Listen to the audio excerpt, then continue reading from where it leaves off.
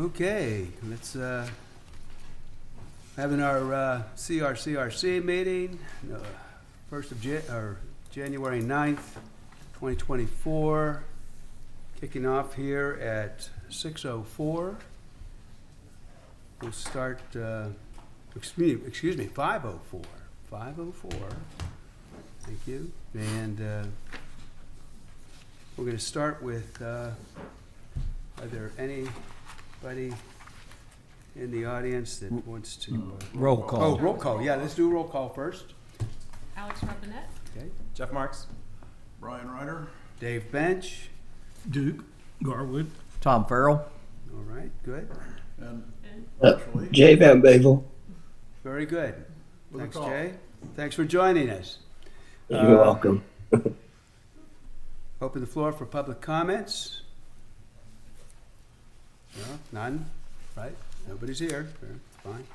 All right, then we'll get on with the consent agenda, which consists only of the minutes from the November 28th meeting.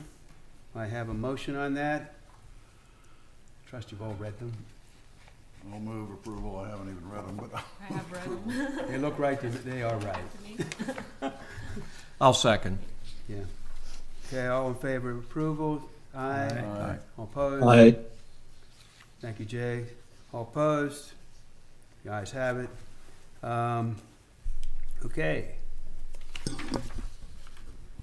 Let's see, any discussion and possible, item 3, discussion and possible action on emails and letters to the CRCRC from November 22nd, 2023 to January 4th, 2024.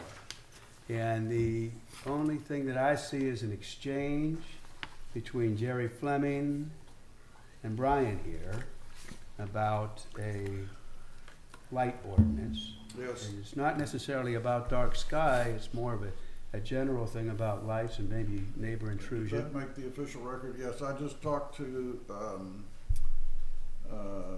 the gentleman who was an engineer at Tom Farrell's suggestion, by the way, is that he had the skill set, and he's not about 4 houses down from me, at 3. And I just wanted definitions about what is a cutoff lamp, what is a foot candle, what is the technical terms in what he had submitted as thoughts about things. And so I just got a basic education, and we didn't discuss any policy issues, just definitional matters. He gave you good answers. Yes, he did. But he did, Well, as best a history major can understand such things. he had come to a meeting here, I think it was 2 meetings ago, and he had He came to kind of training. distributed, some suggestions for a draft ordinance, and they're good suggestions. But he actually got a little more elaborate in that email note. There's actually some additional things in there. I think at some point we may want to talk about that. We'll go through some of what we're going to be discussing here this evening, and then maybe come back at that at the right time. But there may be something here that he's got that we might be Yeah, able to use. lighting, I think, is an issue that needs to have some attention. Okay. And I'm not sure that, quote, dark sky Okay. is quite the right way to go about it, but that's the way to start. Okay. One of the, if I may, one of the issues that we face is Rollingwood is surrounded by other cities that are not going to, we're not going to have the same ordinance as they are. And so we're going to be, most of our, like my home is abuts both the city of Austin and Westlake Hills. How'd you get so lucky? Well, It wasn't easy. yeah. But when this comes into effect, you have to look at the impact of how that's going to be from a citywide standpoint. And we have a different lighting ordinance that the commercial district is going to be facing on that. So there are incentives that's going to be offered to the commercial corridor to come closer to dark skies. I think it's probably closer to what Jerry has suggested than the real dark skies, quasi dark skies. Yeah, I think the dark sky term will probably drop out of our discussion. I think it's just a term that people are hearing, and I think it sets up a set of ideas that helps us just be more respectful and mindful of our neighbors, not necessarily that we're trying to be dark sky, but there's some overlap in some of the dark sky components that. I second that motion. That's my concept. I agree. Now, the commercial corridor has some particular lighting issues that can really negatively impact our adjacent neighbors. Mm-hmm. Yeah, most of that's security lighting. And that's the difference that's the balance we have to have on that. But I mean, if you're, I'll give you the best example that I have is when the development down off of Delana Lane, Rollingwood Town Square, was developed. They have a parking garage in the back that had lighting that really negatively impacted our neighbors on Timberline Cove on that. And to their credit, as good neighbors, they retrofitted that with a method that kept that light from going into our neighborhood, but did allow them to keep their security lights on and driving and all that.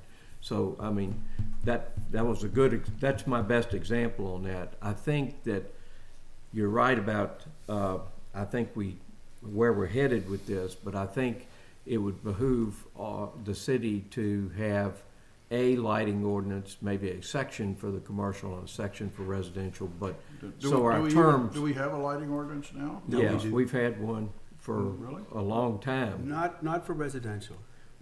But we've had it for commercial. Okay. And what I'm saying is our terms that we use should be similar or mean the same thing when we have the commercial ordinance, or it's going to lead to a great deal of problems on that.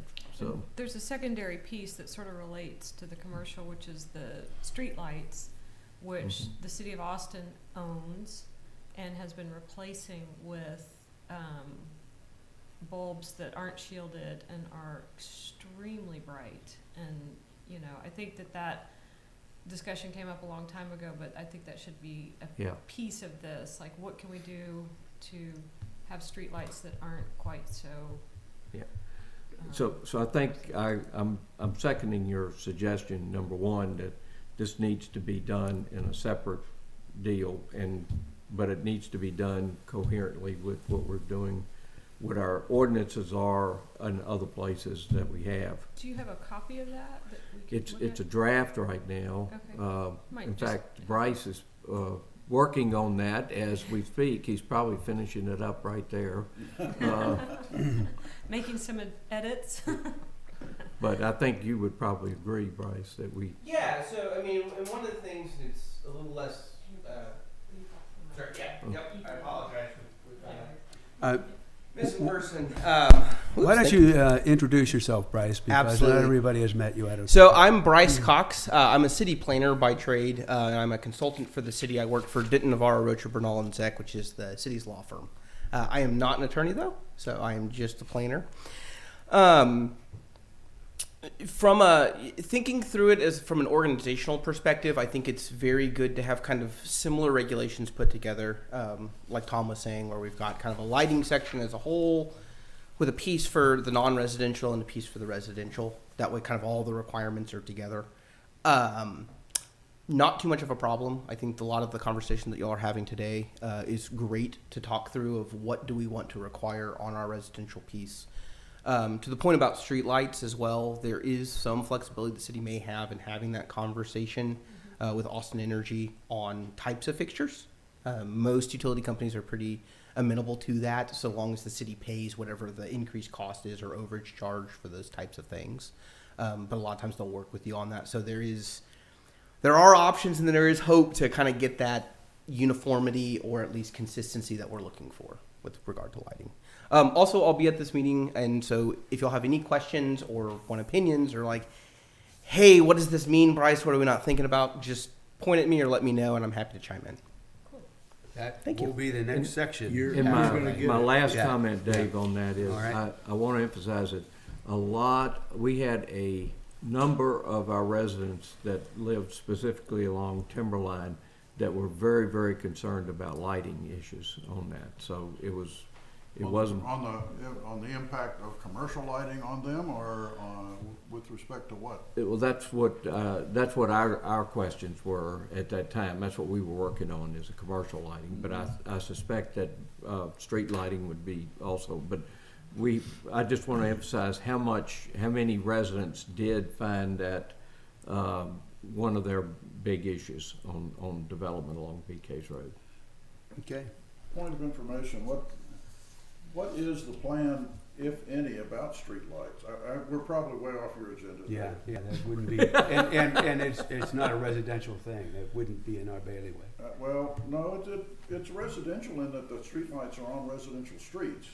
And I'm just asking why they're there, where they are. Is there a plan, or did they just kind of, somebody requested it 20 years ago for their lot and it popped up? 30 years ago, or better than that, the city requested, This city? requested Austin Energy to put in streetlights on that.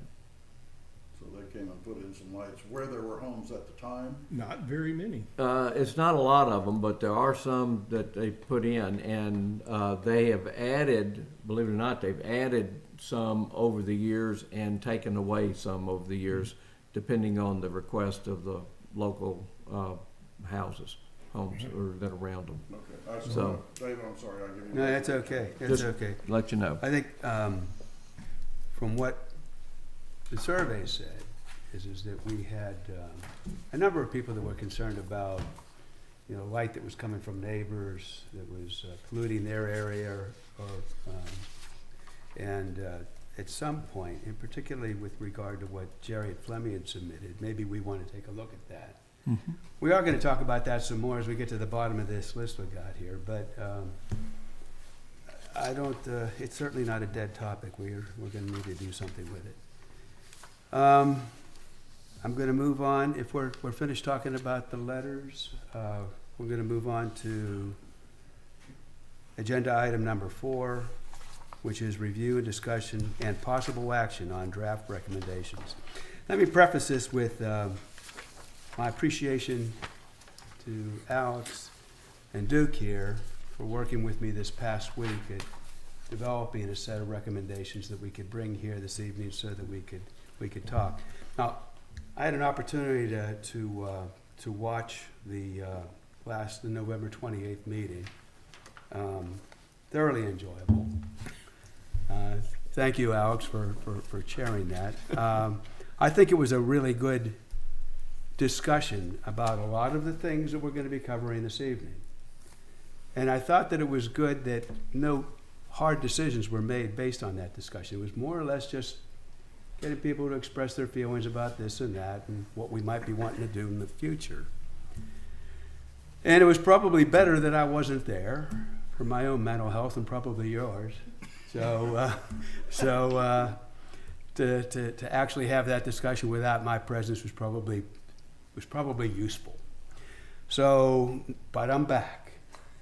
So, They're back. yeah, so now we're going to start actually digging in. Here we are, 2024. Happy New Year, everyone, and we're hitting the ground running here.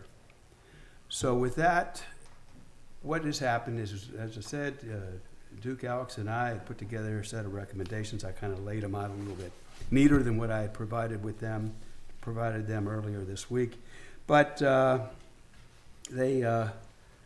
think they essentially capture what we decided.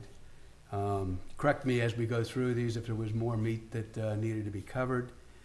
So I thought that we would start with what we had suggested or recommended with regard to setbacks.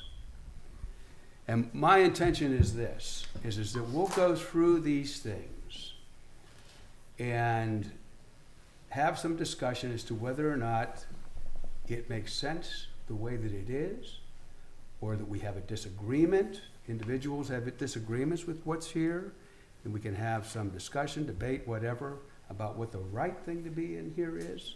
And we've already gotten, some comments here from Jay, good comments, thank you.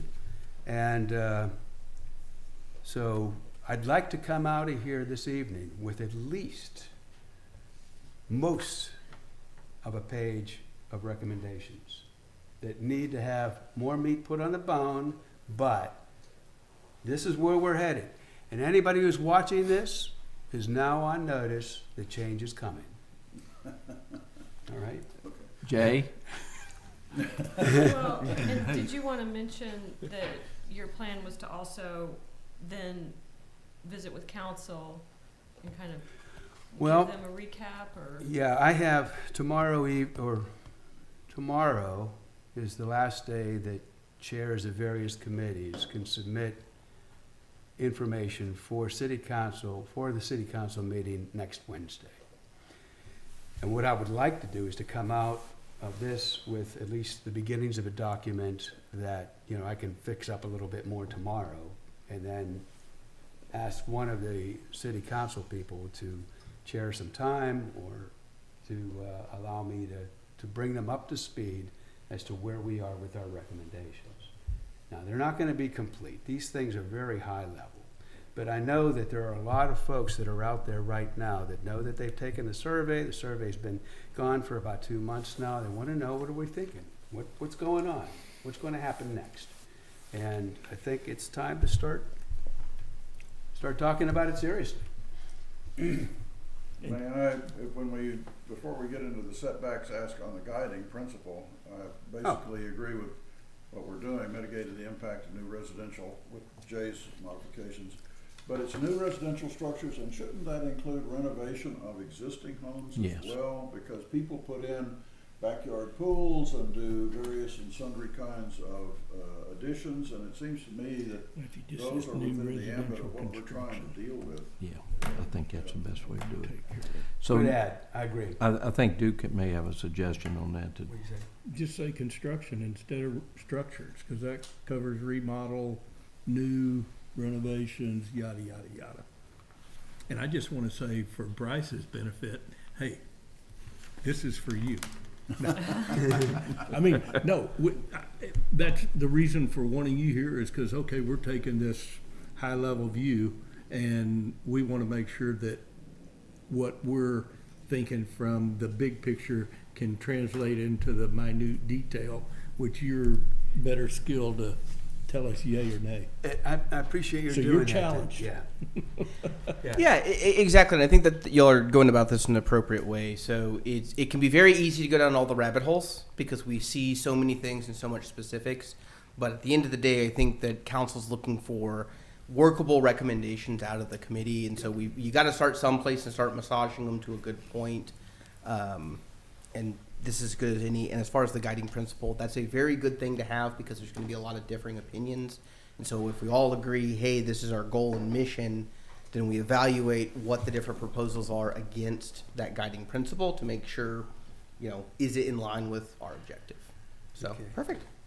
Well, on that note, do we agree that with Jay's recommendations and the change of residential structures to construction, does that get us a guiding principle that we can get behind? I would like to say we do need to say new as well as renovations. I think that if we don't do that, we've left an ambiguity that is going to trip us up, or trip the council up at some point. Okay. I think we need to be clear about that. Anybody have any trouble with that? No, No. I was just trying to think if there was another way you could say it even, but. Let me float another sentence after it's all done, and we'll see. Okay, but I think conceptually. yeah, it contains we're- the ingredients that we need. Is that New and we agree? renovation. Yeah. Yep. Okay. Good. Yes. Good. All right. Good. Do we think that it's the conclusion of the survey that's the mandate is to mitigate impacts? Like impact is a pretty strong word. Do we want to be more nuanced? Well, I think that's Jay suggested modify. Yeah, Okay. modify the building code to lessen the impact. Okay. Which I agree. I think I like those words better too. Mhm. And in Jay's doing this, he proved to me that he actually read the thing. You get extra points, Jay. I take it very seriously when the chairman says, look at this and give me your feedback. Do we want to incorporate the survey into the I principal? hereby move that we double Jay's salary. There you go. I second that. You know, the survey was important, but I think the discussion that occurred after that, wasn't all based on the survey. But I think, Jeff, I think that's a good way to do it, because that was the basis that we started with. It was a survey. Because we're not referring back to the survey and the guiding principle. Like, we're not directly referring back to it, because there's some items where I think that we are, I believe we're using the survey to guide us, Yeah. Yes. and we're not making specific reference to that in the principle itself. You know, I think, Not now. you know, when you might go have back, to later on to defend it. yeah, when you go back and you look at the survey, what the comments in the survey did was, I think it kind of drove us to an impact. What's happening to me? What's happening to my space as a result of what's going on next door or down the street or whatever? We heard a lot of personal impact that was not just a yes and no answer. You know, it was more like, well, this is what's going on with me, and I wish it wouldn't. So, to some extent, the survey really is kind of guiding us along. It was as much managed input as it was organic. Okay, so can we move into setbacks? Well, I think Jay's point, should we include the survey in Jay, we our, couldn't hear you. not Jay, Jeff, excuse me. Should we include that, the notion of noting that the survey was one of our starting points in the guiding principles? I think that's what we're talking about. Or you can make it broader to community input, because we did receive input Yeah, I think that's, multiple I like that ways. a lot better. Okay, per community input? Okay. So I had a question about the first bullet point. It was my impression that the survey said that most people were satisfied with the total amount of setback that we currently have. They just weren't as happy with the 15 on one side and 10 on the other. And so this is increasing setbacks when I don't, correct me if I'm wrong, but I don't think there was a lot of sentiment for that. And it seems like it would make more sense to, and in line with the survey, to make it 12.5 feet on each side. But I just throw that out there for discussion. I would agree we need to discuss that, and then just question of mathematics for the history major. You're changing side setback yards to 15 feet on each side, I presume. 15 plus 15 is 30, not 25. That's right. We would be increasing the amount of space between homes. Yeah. Can I share some personal experience? So I built new construction in 2021, moderate size home, FAR around 0.35, which is right in the middle of the distribution in the community. We have one story of our home is on the 10-foot setback line, and we put it there so that we could get a driveway on the left side of the house, so the garage could be facing the side of the house and not the street. So we really appreciated that level of flexibility that it afforded us. I think if the goal is, I think if we were going to, if we're targeting the size of the homes, there's other ways to do it.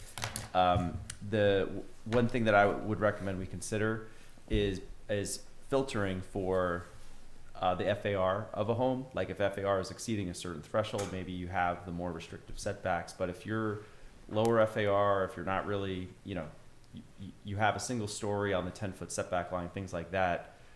I certainly appreciated the flexibility that it afforded us, and I thought that the increasing the size of the setback seemed a bit much for me personally. Let me throw one other issue in here, and that is setbacks frequently. Bryce, get up to there, please. Setbacks are frequently in the plat of the house. and they are also in the zoning code. But the plat is frequently there before the development occurs, before the house is built. And so, we have not just the zoning to play with, but we've got to deal with plats, and do we deal with older plats that already have the 10-foot setback line? We Well, can try to So deal Well, with that. the That would plats are take a based plat on amendment. the plats are based on the zoning They ordinances. are, but once whether they're based on zoning when the plat we're talking application about- is filed. Are we talking just about going forward, or are we talking about, or are we talking Forward. about? it would have to Okay, be well, full. let's make it, let's And make it we're clear then. talking about changing Oh, the yeah. zoning How many ordinance. unplatted lots do we have in the city now? 15. Not very many.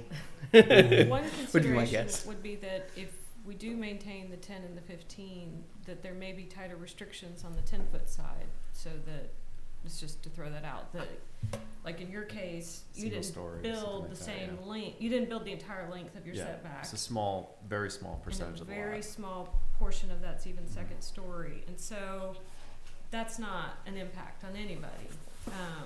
But it would have been a bigger impact for Jeff if it were, you know, greater than 10 feet. So it's just something to consider. The, I just wanna get it clear and make sure that everybody understands that there's two sources of setback requirements yeah, when someone goes to that's- build a house, and the question is, are we gonna deal with one or both? well, once you deal with one, you have to deal with the other, because they're related. I think, Well, no, Tom, historically, Duke's statement was correct, that the setback is generated by the zoning code, but that one might have happened in 1948. yeah, And so there's a 10-foot setback line on the plat of that house, and the owner somebody buys that lot and comes in and wants a building permit. They've already got the 10-foot setback line there. Now, I'm not saying it has to be that way, but I'm saying we have two things to deal with if depending on what it is we're trying to do, and I'm trying to get us to be precise that about what it is we're trying to do. The Yeah. residential building code is going to dictate that what we're deciding right here. It Now- won't have anything to do with the plat. Well- It will be what's permitted as far as building a home. But that setback's gonna be under zone, it's gonna be a change to the zoning ordinance. Yeah. Brian, But are you gonna But say that that we need to means put what he's saying back that, in the zoning hey, ordinance when they've that's got a 10 only- foot on the plat? It's only gonna affect the unplatted lots going forward. Everything else is already set. And I don't think that's quite right. I don't think that's right. That- Previous We need to plat? decide what Yeah. it is well, we're trying well, to do. It in, wouldn't in change relationship previous. to how the plating part of it, I think that is correct, but the zoning part is not, that's go forward, everybody has to apply, So, that would be All applied. right, let's use my 1948 plat, which I just pulled out of the air, that has a Right. 10-foot setback, because that was the zoning code, or that was the plat policy at the time, who knows? I mean, we didn't even have a zoning code in 1948. We didn't. But, We so were- we've got a 10-foot we weren't even setback on city the, to on the 55. plat. Somebody walks in and wants to build to the 10-foot line. The current zoning code says 15. What do they get a building permit for? That's a great question. So it depends on each individual case and what's in your code. I do encourage you to have a provision to deal with this issue, especially if we have platted setbacks.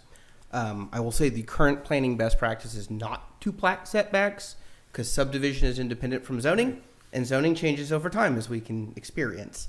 And so it's always best not to put those things on a plat, but we've got what we've got. And that is a common thing that used to happen. It still happens in a lot of communities, unfortunately. And we do run into that problem where the current adopted zoning setbacks are more restrictive than a right that may have been granted to them via plat. Do we get to honor that right on the plat versus the current zoning setback? That's a question that I can't answer right now. That's going to be on a case-by-case basis depending on the facts, but there are certain legal protections that people do have that they may be entitled, if the circumstances are correct, to being honored on that existing setback.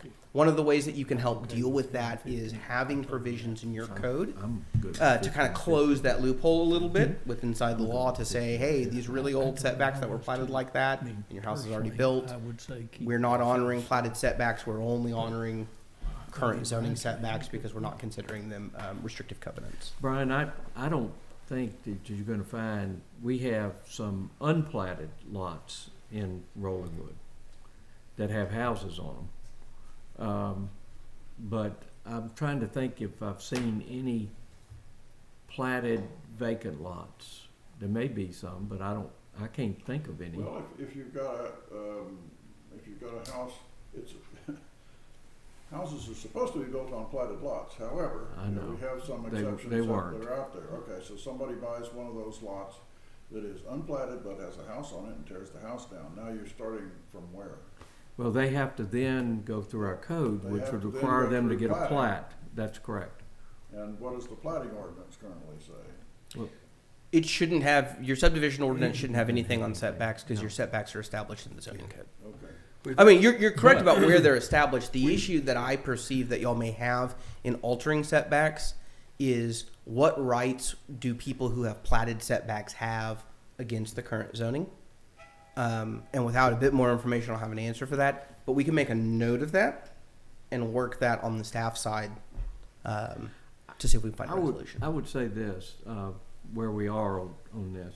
I would probably, right now, either prefer the 15 and 15, or a suggestion of where we have the FAR issue that would come up. I could live with that too. I think that's a better way to do, maybe a better way to do it, but I think that there's still,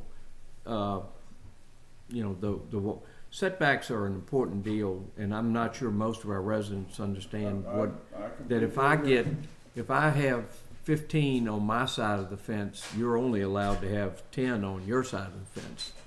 It's a race to the property line. It is a race, in which I've never liked, and I don't, maybe the 12 and a half, I don't know, but Well, okay, I started this conversation and got us way off track, although it's something that has to be dealt with.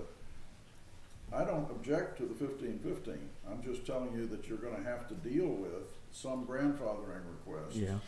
Because some people are gonna have a plat that has a 10-foot setback in this. And I mean, there are plats that have setbacks indicated on them. Yep. Especially if they're single lots. Yeah. Been there, done that. Yeah. I will just tell you, we've got,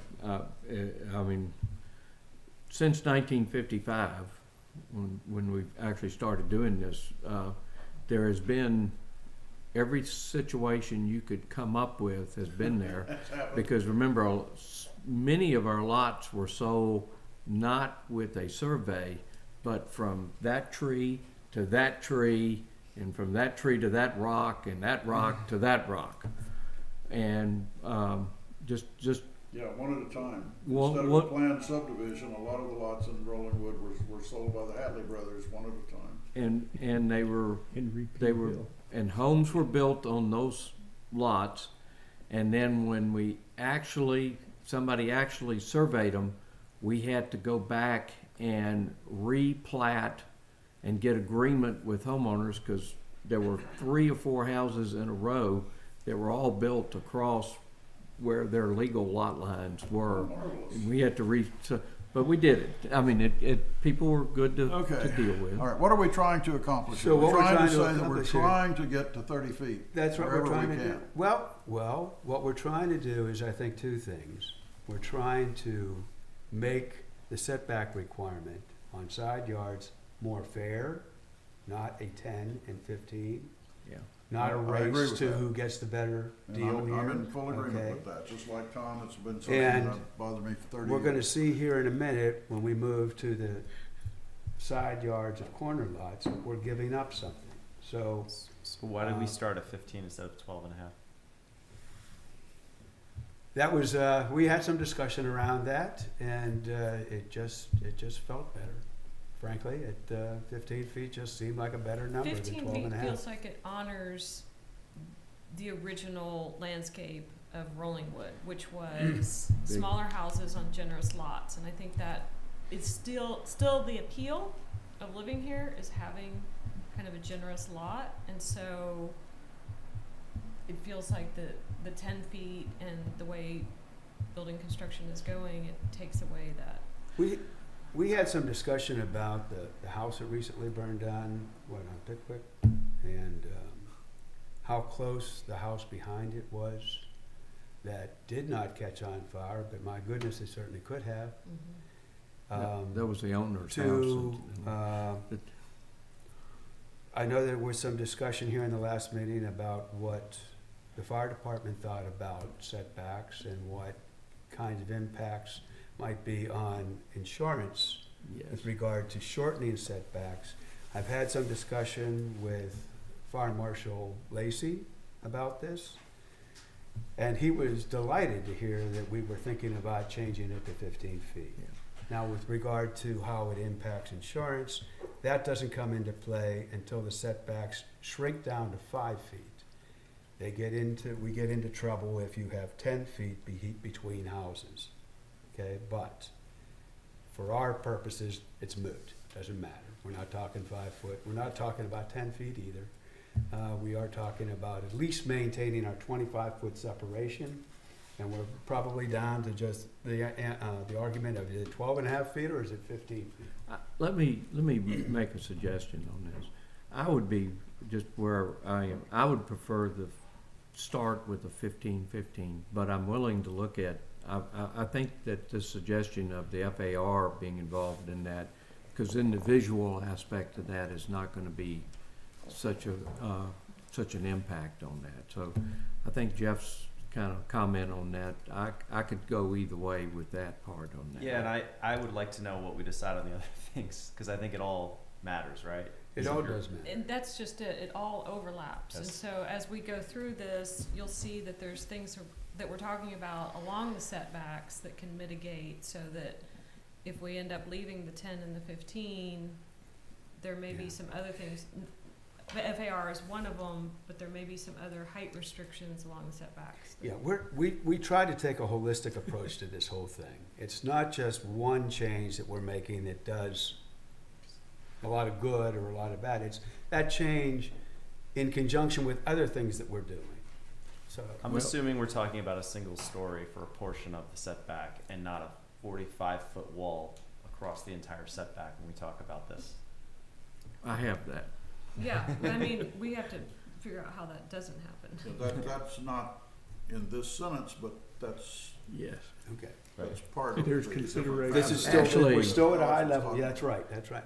Ashley, you I look have- like you want to say something. I have one quick comment. So I know we're talking about how the current regulations, it's, first person who gets there gets the, the longer. So I don't know if the code has changed ever or recently, or I know it hasn't since I've been here, but that's not how our code reads. So our code reads 25 feet on a lot. The maximum, it has to have, okay, I'm just going to read it for you. It's the same thing. So it needs to be 10 feet. Okay, hold on. Yeah, 10 feet when the lot abuts another lot, except that the sum total of the two side yards of any lot shall not be less than 25 feet. So not between homes. A single lot can have 10 on one side and 15 on the other. But the next door neighbor's lot, the way our code reads right now, does not affect. Could also So it could have be 10 on could- the it same, could so also we could have- have a 20 feet. Yes, it That could was also always have my 10. impression, but. Yeah, that's how it reads. I don't know if it was interpreted differently in the past. And I did run through this with the fire department. It's been about a year now, but though they would prefer it to be where there's at least 25 feet, they like obviously more distance. That's not how our code currently reads. So I just wanted to make sure that was clear. did I not think know that's that. kind of always been the way it's well, been what that discussed. does is it establishes a minimum, though. I mean, if Yeah, whether but you're it's talking 20 about feet setbacks rather or than lots, it 25. doesn't matter. You still can't have, based on what you just said, you can't have two homes that are less than 25 feet apart. You can't do it. What she You just can. said You could can be have- it could Well, be 20. actually, I And think the interpretation that was used in the past was, it was 10 and 15, period. That was the way they did it. The wording might not be, but I think that's how it was done. Sure. If you look at what the permits were given on that, that's how they did it. I'm just not So- 100% that that's how it's being interpreted because of the way it reads. The 2 yards of any lot shall not be less than 25. So I just wanted to bring that up from a Okay. clarification standpoint. All right, what are we trying to achieve? Well, we are trying. 30? Yeah, we're going to. Well, 15 and 15. That's what we're trying to achieve. Okay. And back kind of tangent to Brian's point, if somebody does tear down a house and they want to rebuild, but they say leave a portion of their slab that is on the 10-foot setback, I guess it just became a porch. No, there is a There is a ordinance we house. have on grandfathering that as to what you can do and can't Okay. do in that regard. but wouldn't that be the same as having it on a plat? If there's, if it shows you a 10-foot setback on the The- plat, if there's a, If- house. We there have gotten in trouble here recently on plats and setbacks being defined on them, and I think that Bryce is right, that, that is not really You don't where want we that. want to be. Yeah. We No, but if that plat exists, Yeah, I'm going by it. Well, I think a lot of this is just something to be cognizant of. I think you're on the right path, which is figure out what you actually want, make those recommendations, and then turn it over to staff and legal to see what sticks and doesn't, Well, they and where those like weird sticky points are. But just be cognizant of that. So even for example, your 15 and 15 requirement, every lot that I've got that we have in town that's 10 feet, or rather less than 15 feet. So let's assume the recommendation is 15 and 15. That gets approved. We amend the code. We now have 15 and 15 on side yard setbacks. Everybody who's less than 15 feet, greater than 10 or 10 to 15 feet, they're all now existing non-conforming. And they're subject to the existing non-conforming provisions as it comes to rebuild in the event of a catastrophe Yeah. or something like so- that, which for the most part is going to force them into rebuilding in conformance right.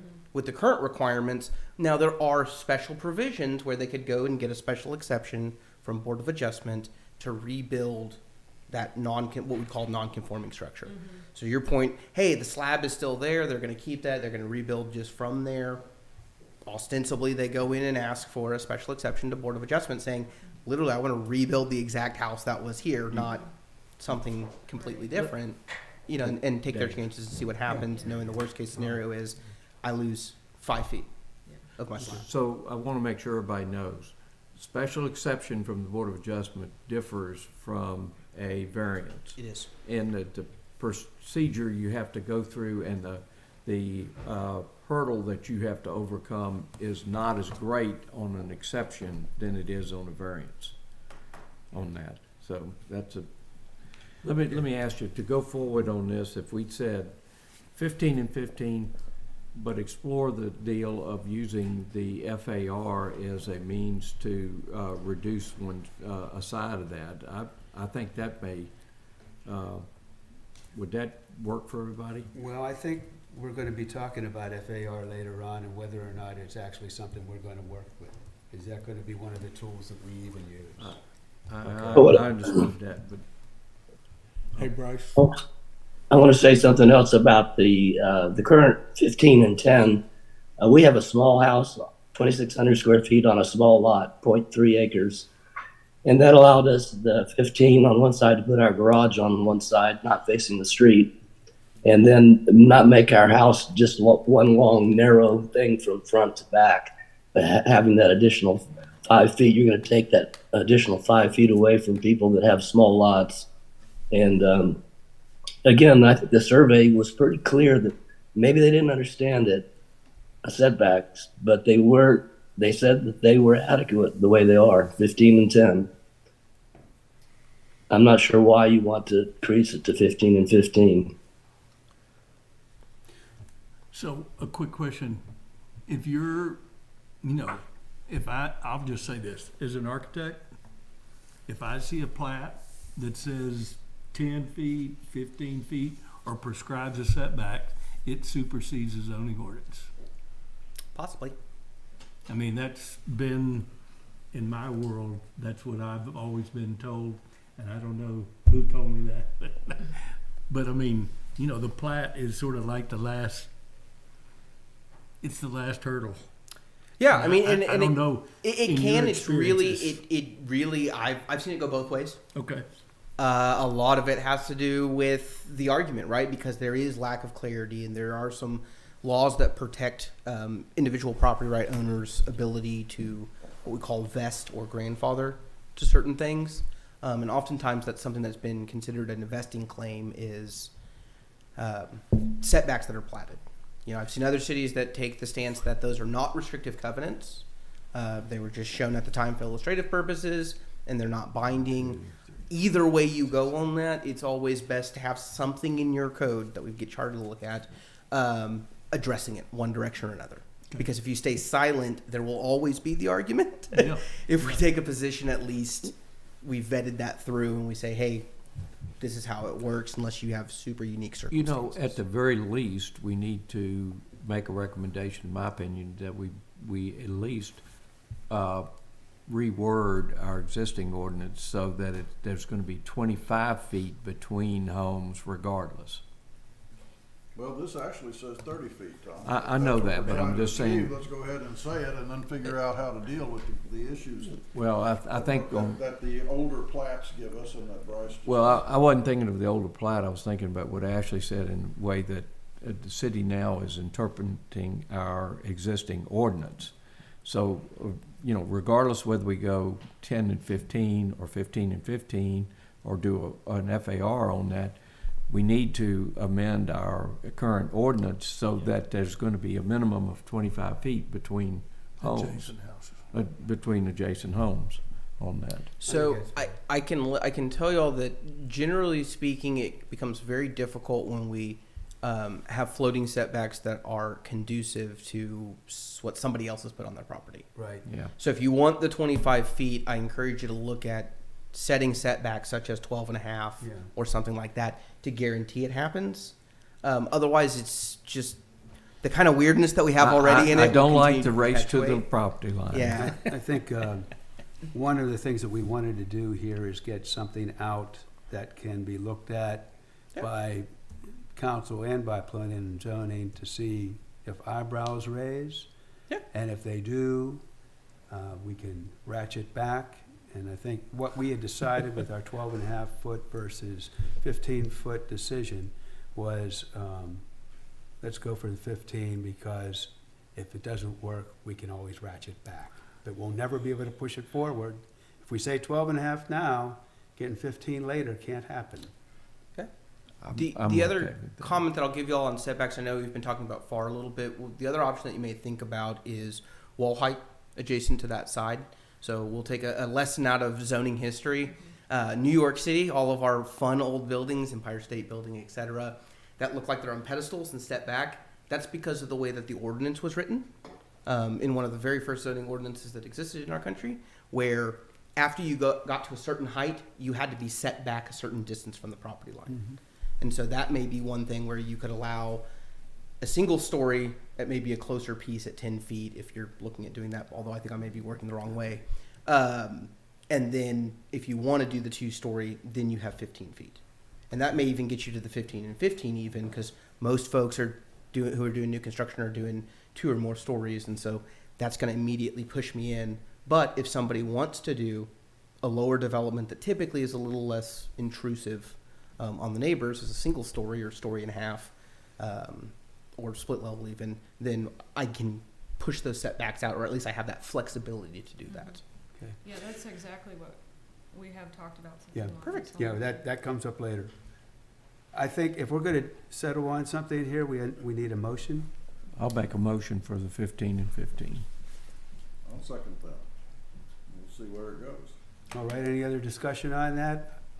I mean, just for the record, I don't agree with it, but we don't. Well, need you're you gonna get a have any, chance to vote. so- Was that? Okay, you'll get a chance to vote. I agree with the plan to float it at 15-15, see what happens. I think you'll get some negative feedback, but Yeah, Yep, I probably will. probably Well, will. because you bring up a point, and so does Jay, if it's a single-story house, Yeah. maybe it's 10 is fine. But when we're talking 2 stories, then, you know, we might need some additional regulation.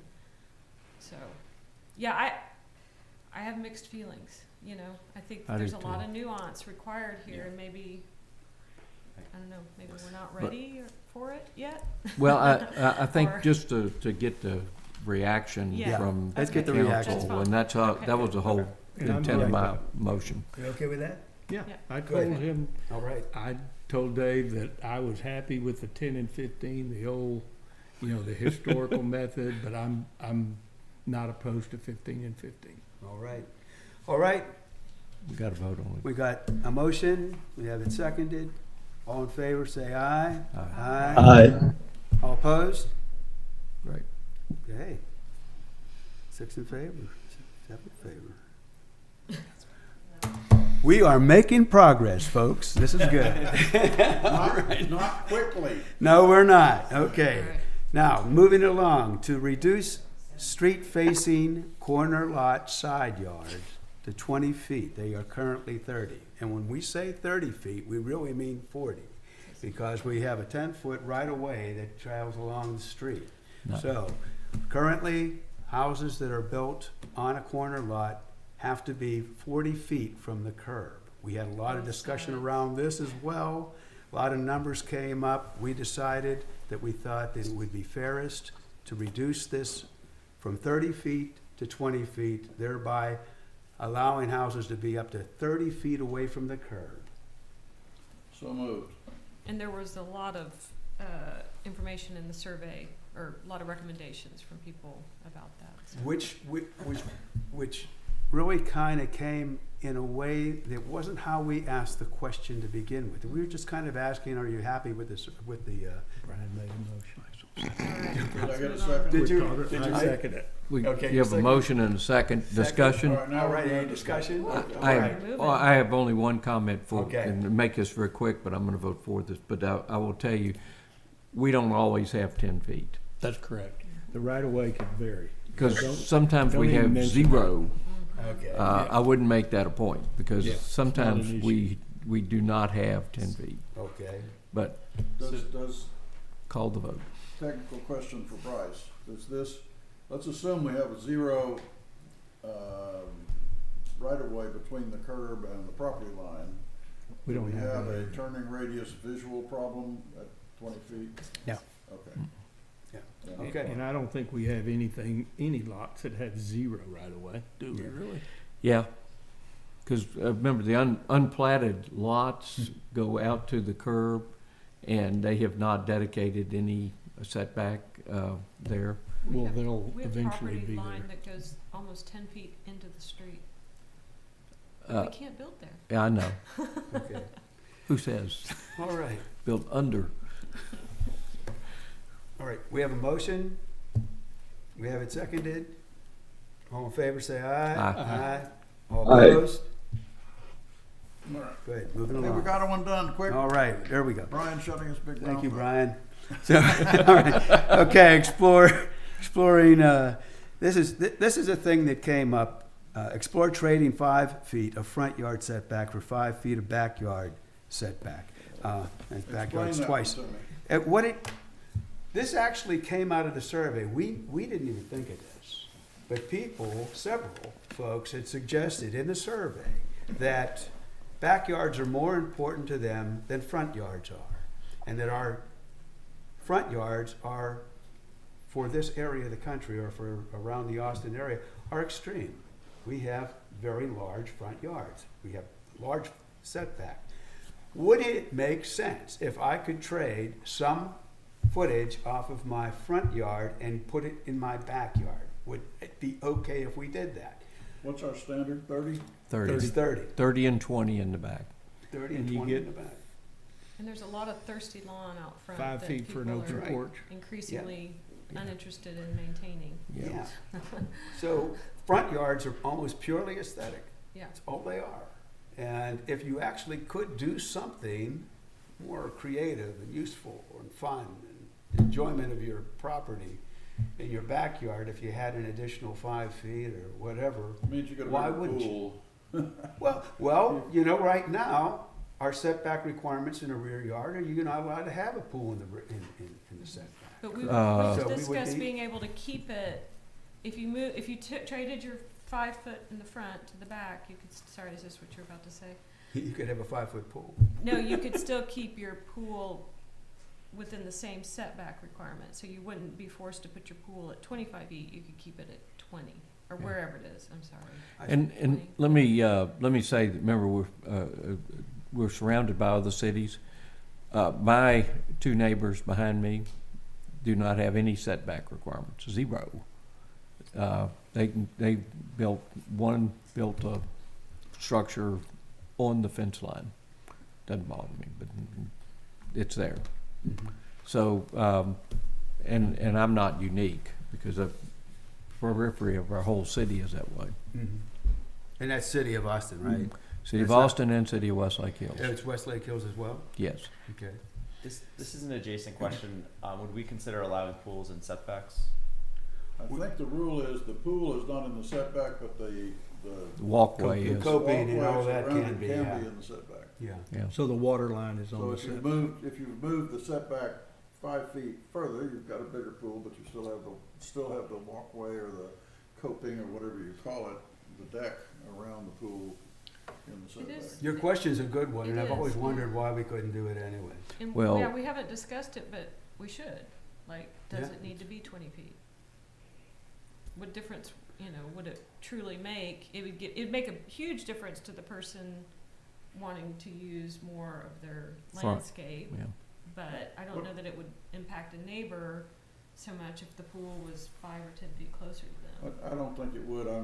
My question really gets to be a question of the aesthetics. If we have some houses at 30 and some at 25 going up and down the street in a different pattern, does that bother anybody? I don't know that it does. We have that now. We have rules about it, but the topography and the how the houses are designed, but generally our topography is so varied that you don't have a straight line like a And maybe we should. track. Yeah. No, I'd rather not have a And track all- line Yeah, subdivision and all the houses are myself. different. If it were, a neighborhood like Circle C where all the houses are the same, that might start to stand out, but I don't. Okay, And plus, so I'm- many I'm- houses are already built, and people aren't gonna start rebuilding them. I wanted to know what we're doing here, but I have a Variety problem would with be it. good. Yeah, I don't, This is just exploring. and this is just exploring, I don't even know how to describe it. I wouldn't know how to turn that into an ordinance. So but if I you can do offer that? this up, Yeah.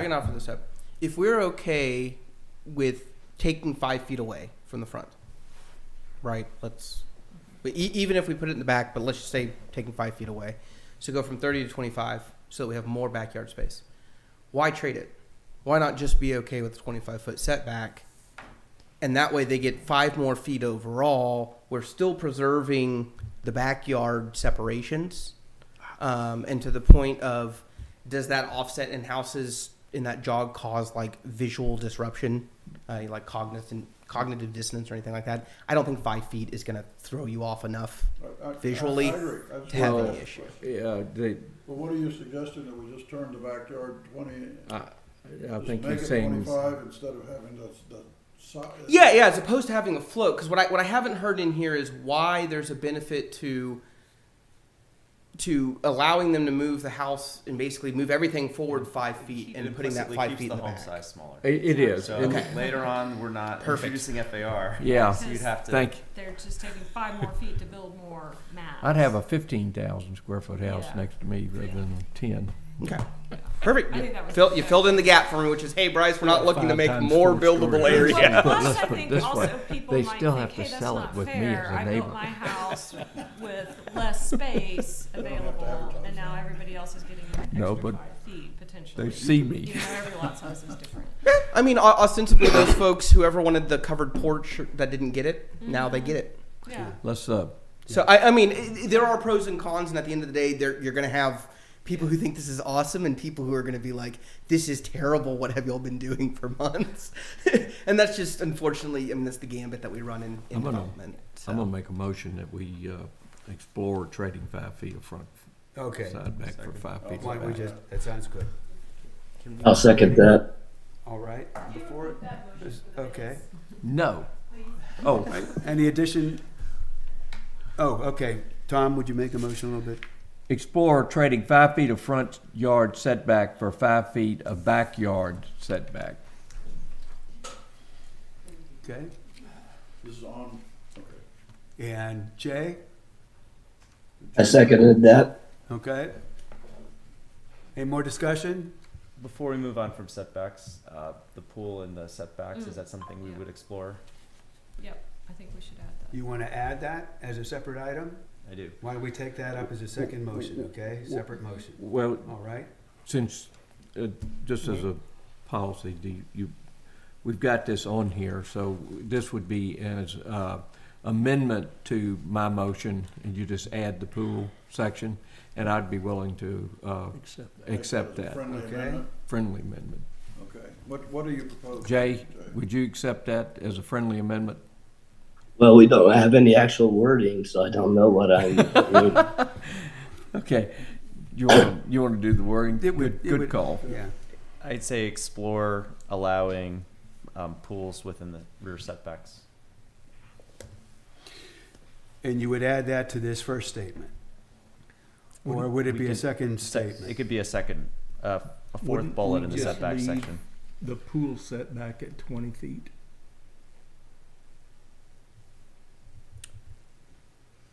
I would agree. It would be better to make that a separate bullet Yeah, point. probably would be.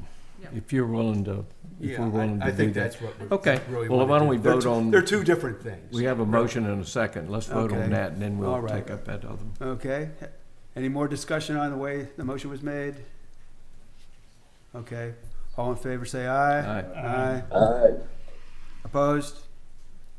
Okay, good. Now, would you like to make another motion having to do with considering exploring putting a pool? And before you make that motion, I will also add that in that section of the code with swimming pools is also tennis courts. So I don't know if that's, Say that again? yeah, sport courts and tennis courts are also That's- regulated that's under that different. same section of the code with swimming pools that have that same provision piece. So, I mean, you can just allow swimming pools and not the others, or you can Well, they do call that them sports whole courts now, and I think piece. that's where we're headed is sports court. And So- Just pools. Yeah, That's- let's leave it to pools. Yeah, however you want to do it, I just wanted to bring that up Yeah. just in case so we don't We'll miss it hand that as we tar look through maybe it. to somebody else. Not a problem. well, the difference between a pool and a sports court is that the pool doesn't count as impervious cover, which I've always thought was interesting, that we would not allow Well, you got a 4 inches pervious of cover water. kind of thing, not allow that in a setback. Seemed to me at odds. So, It just depends on how they're built. so we have a motion from Jeff. Well, let's hear the motion. So a motion to add a fourth bullet that would state explore allowing pools in the rear setback. We got a second? I'll second that. Okay. Any additional discussion? Jeff, explain what you're trying to do, because the difference between the pool and the pool edging, which is impervious cover and the pool is not, which has always been a mystery to me. But what is it we're trying to accomplish to get the pool all the way back to the property line? We can have a pool setback that is smaller than the building setback. So when I went to build my house, we had a huge backyard backing up to green space, but there was a utility pole. The city has an easement, and we could only build so many feet from the pole, and we were really limited with how big we could actually make the pool. And now we have this huge green space behind it. Doesn't bother anyone, but we were boxed in for how big we could build the pool. So my question is, who is this bothering? If I made the pool another 5 feet further into the rear setback, who does that impact? Well, if you had a neighbor behind you instead of a green space, it might bother them. And if it was close enough to them, I would agree. But how many feet away does the pool need to be? Because I think if I'm the neighbor behind us, I would care a lot more if it was a building than a pool. You want to throw a number into your motion? I do. So what is the rear setback at now? 20. 20. Okay. So I would I would give an additional 5 feet bonus for the pool. So it could You go would 5 allow feet the into pool 5 more feet. into the rear setback. making it 15. 15 feet from the from the property line. Correct.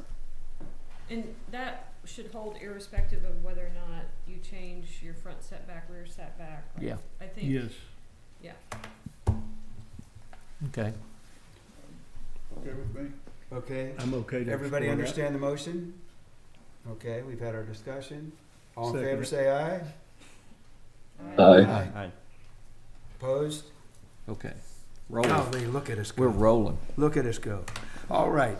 this part about building height here, this does not solve all of our problems around building height, which is probably the star of the show.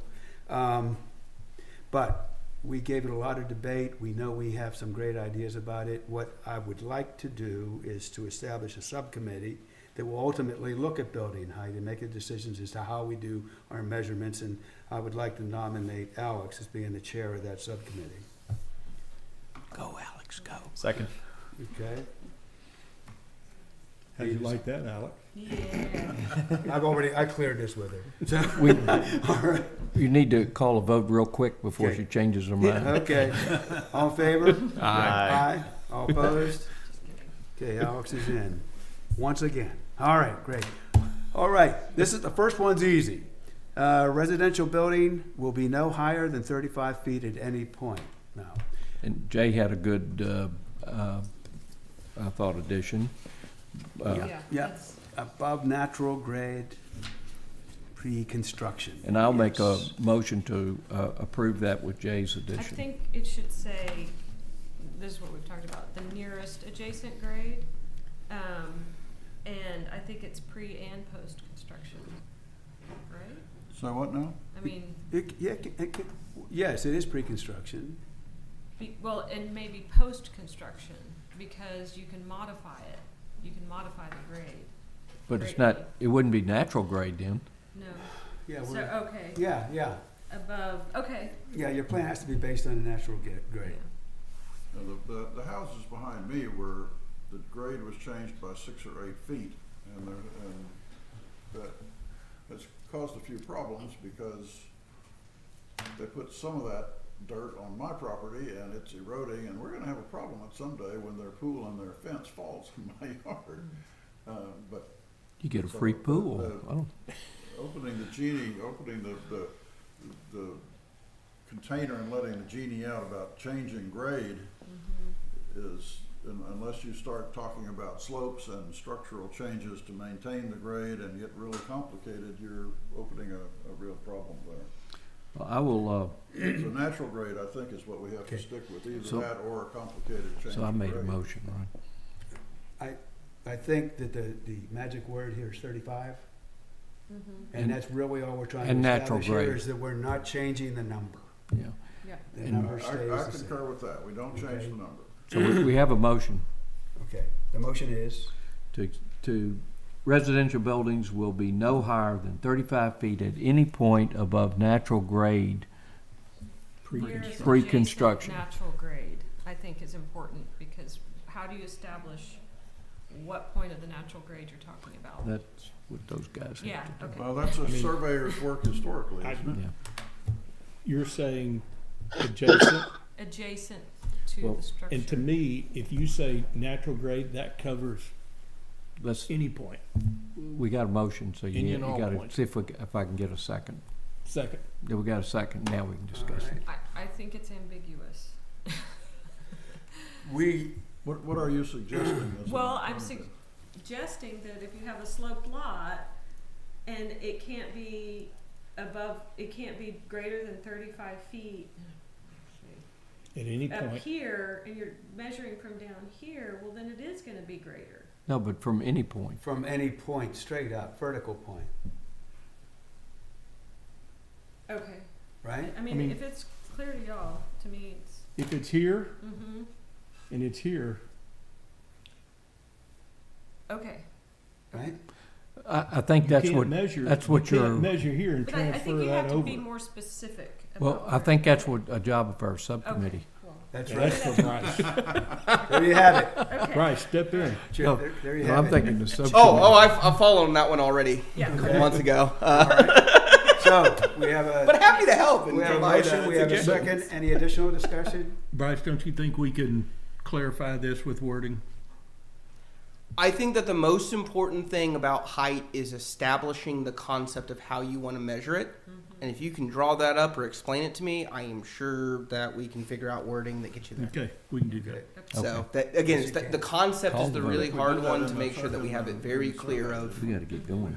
this is how the measurement So works, basically and it's likely this is one of those ones that I'll encourage us to, if the gonna code amendment goes modify it. forward, doing a graphic Yeah. to go with the height measurement. Right. That's just We're to not supposed to use that word. dispel Yeah. confusion No in matter where words it or is. anything like that. Lots. Yeah. All right. All right, we have a motion, we have a second, we've had discussion, any additional That's the way I discussion? thought it was. All in favor, say aye. Aye. Aye. Aye. All opposed? Another one. Okay. This is just a blanket statement. The method for measuring allowable building height will be revised by a subcommittee. How about may be revised? They may like it. Okay, can do that. That's basically what we were just talking about. Is it going to be revised in the, consistently with what we just voted on, the above natural grade concept? Well, Otherwise, there are a lot why of did we different do ways. number one? Yeah, if we're not natural gonna- grade comes into play in a lot of different measurement techniques. But all that we're trying to establish here is that the current method for measuring building height is gonna go away. That's it. Okay. That's all we're saying. The subcommittee is gonna look at, they've looked at a lot of different ways of measuring building height. And a lot of them are very good. There's probably no wrong answer in this. But there are better answers. Well, Some are better than others. Let me take a stab at a motion. The method for measuring allowable building height may be revised by subcommittee in respect to our Maintaining a maximum 35 foot. well, yeah, just in regard. I was just going to refer to number one. Oh, okay. Okay. Okay. And I wanted to just add, oh, wait, we're in the middle of a motion. No, you go. That was a motion. It's a comment afterwards. Okay. I second your motion. Then we can bring any All comments. right. Any additional discussion? All in favor say aye. Aye. All opposed? Good. Can I So we make will one add those comment? words. Yes, I just, please. Is that a lot of people in the survey kept referring to needing to enforce the rules, because I think that they all thought that 35 feet was the maximum height, and that we just weren't enforcing our rules. And so to me, that indicates that the rules are flawed, because it doesn't match what most people perceive as the maximum height. So. Alex, I will tell you the problem I think comes around because as we get different building officials, their interpretations of what the rules we had Yeah. were made a difference as to how that interpretation came That's about. also true. And we had conflicting areas between our building code and the international building code as to regard to some of those things. That's the biggest flaw I see. And so we know about, the city knows about that, and I think that's a big thing to be corrected. And our local code should supersede. And I was hoping our subcommittee would take care of It does. So you do have, I can factually say that you have a local amendment to the building code related to how building height is measured. Yeah. And that's in your code of ordinances in the building code section. Yep. So. Okay, let's move on. And, Subcommittee to develop height specifics that will include a containment envelope defined by property boundaries and allowable heights, and will constrain the permittable dimensions of a building. It's one thing. And then the containment envelope will include exposed foundations. and I make that as a motion. I second. I want to know kind of what this, property boundaries and allowable heights. Is this where we're going to get into the question of the T word we don't use, but the setback of Yeah. upper Yes. stories That's right. as related to then allowing light and, This, Yeah. this little piece here will take care of a whole lot of things. This And is it may- this is the how sledgehammer. specific should we get though in addressing that that's what we mean to do? Well, Getting some guidance here. we have a motion second, so we're discussing. So here's my point on this. I'm not voting on accepting anything here. This is a Right. go-forward deal to throw it out there, That's right. see what the What the steps? appetite for each of these items are, and get comments back on them. So this is not a final Correct. deal. Yep. That's exactly the I way. wanna We make can- sure we that can, I've had along the way, we can be some- told, don't do this. But I expect we will be. But my plan is to, when this is presented to any other body, I'm going to back it up with survey Bless you. percentages. Isn't it? And there's good support for this in our survey, doing exactly this thing. So, and we need to bring that out, that the public is behind this idea. That's how we generated this list. Yeah. That's right. I just have a question about the wording. We're not using the T word, but is containment envelope the best No. substitute? No, It's our That's a working- starter. Okay, you creative people, what do you got? Yeah. Open to suggestions. Caption contest. Building envelope is a common term. Yeah. Yep. I think that sounds if better. If we're talking both But 2D and a building 3D, envelope Yeah. can be just a box. it can be. And Yeah. the purpose of this is to say it ain't gonna be just a box no more. Right. So now we need something other than the T word to say it ain't gonna be a box no more. It's going to have some variable setback above first floor or something of the sort. Yeah, that's correct. What did they call it in New York? Sky preserving something. I wonder what the term was. Look, Oh, I don't know. We can figure that out. Variable I mean, I setback. think for what y'all are talking about, the concept of setting up is setting up a building envelope, I think that's a. but good it's a place- very specific It's a good place to start for building us. envelope. Okay. Yeah. Yeah, this isn't the final deal by That's any right. means. Building envelope, sounds good to me. So I I'd will, say put a I will stamp on it. amend my, Just a little my, softer than containment. I right? will amend my Motion? motion to change from containment to building envelope. Yeah, they call it height profile. This is in the old American Planning Association. So, Um, okay. Okay. What is your motion, Tom?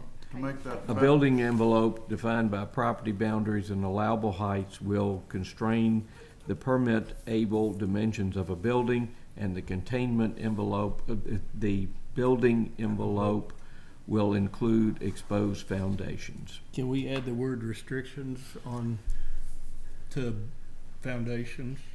You mean Exposed foundations and foundation restrictions? I mean, that's where we're headed.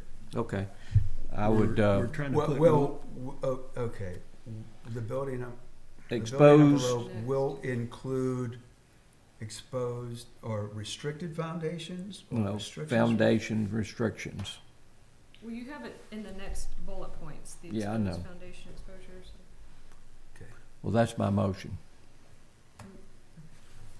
Okay, got it, I understand. Okay. All right. Second,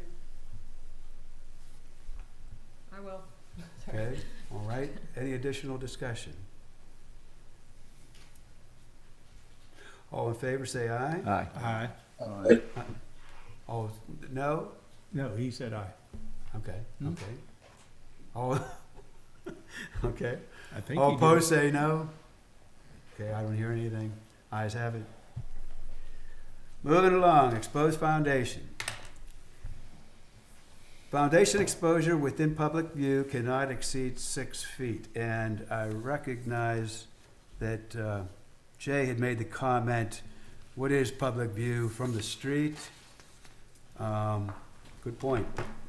I frankly would amend that to say, well, okay, do we want to do the formality of a motion? No, All right. we're talking about it. I Go want ahead. to, I just would say foundation exposure shall not exceed 6 feet. I have a next door neighbor who has about a 30-foot foundation. It's in their backyard. It It's doesn't in the bother me. I'm backyard. the only person that can see it. And it's a slope lot. Very They- sloped lot. They have, That's the reason we didn't say that, Brian, was because in the rear it could be, you could, because of grade issues, have a lot of The foundation. backfill requirements would be huge. And as long as nobody's looking at it, so what? I would care a lot more if it was in the front yard. Well, But I mean, their side yards are visible from the street. Yeah. This is my front yard. well, but you could put a fence up there, Jay. Yeah. Yeah, we make, We're gonna work. that's with what we're that. trying to do here is to, in the cases where there is exposure, that we're gonna screen it somehow. We're gonna figure out what public view is. Are we gonna figure that out right now? No, I don't think we need to worry about it now. Okay, not at 7:30 or not, or All right. at 6:30 or not.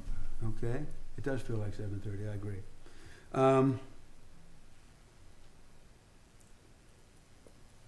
Anybody else? Beside, do we want to leave it within public view, or do we want to include street view as more of a better description? I prefer the latter. What, Jeff? The latter. I mean, well, Street view? Can Let's I? leave it with it's more public view. specific. I'll offer you a happy amendment on there of public view from the right of way or from the street, which then establishes where the view angle is from. That's a little easier for us to then look at and determine, Thank you. as opposed to neighbors saying, "Well, I'm the public and you can see it from my backyard," kind of thing. And I think it's more of a scale issue. So again, even if you can see it going down the side of somebody's yard, I don't think that impacts anybody. But I think when it is on a front yard, that does. So So, in, we're probably all saying the same thing. I think Jay made some good questions, but I think from a standpoint of what we need to do to get this to we're just putting a concept out there. I'll make the motion that foundation exposure within public view from the street cannot exceed 6 feet. I'll second that. Right. If it hasn't been seconded by, Alex, did you second that one already? Nope. Okay, It's all I'll you. second. All that. right. Any additional discussion? All in favor, say aye. Aye. All opposed? Okay. Foundation exposure within public view must be screened such that the viewable portion does not exceed 2.5 feet or 30 inches. So what that does is it allows for a 6-foot foundation exposure, but that 6 foot has to be screened down to 30 inches. That means put some landscaping in front of it, some kind of a bushes, whatever, something. Yeah, it may even be that you could drop a masonry lug to within 30 feet of natural or finished grade. You know, there's a lot of tools. How do you enforce maintenance of vegetation? How do we enforce any of this, Jeff? Well, there is a, if it violates the code a year from now, you're still in violation. Yeah. Thank If you. it's a zoning code, that's true. But if it's just a question of do you get your occupancy permit, then Jeff's question is appropriate. But I think in the building code, we, Yeah. you know. What, Now, whether someone's gonna call the neighbor Well, and say, you know, potential $2,000 a day fine. this whole discussion kind of came to light through the survey with people volunteering their own observations about foundation exposure. Yeah, what was We the didn't count? ask about it. It came out.